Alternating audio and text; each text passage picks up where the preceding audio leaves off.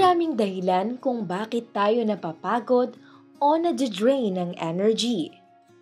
Mula sa pagbabantay at pag-aalaga ng mga anak, hanggang sa mga tambak na assignments or task from work and school na kahit ang mga pinapanood natin sa TV or nababasa sa social medias ay nakaka-drain din ng energy.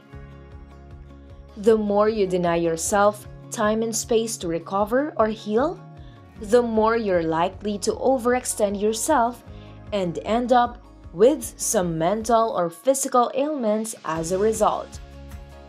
Kaya ito ang ilang mga simple strategies to protect your energy. Personal boundaries.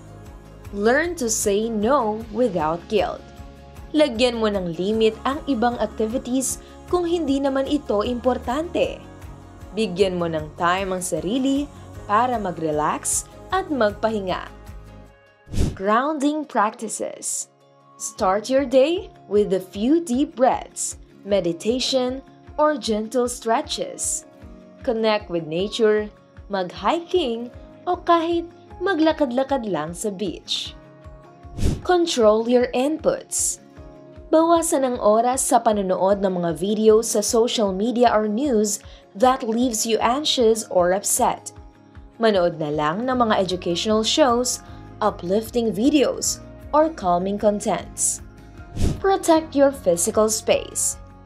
Linisin ang kapaligiran, kagaya ng iyong personal office o kwarto, and try to play some calming music or light scents you enjoy.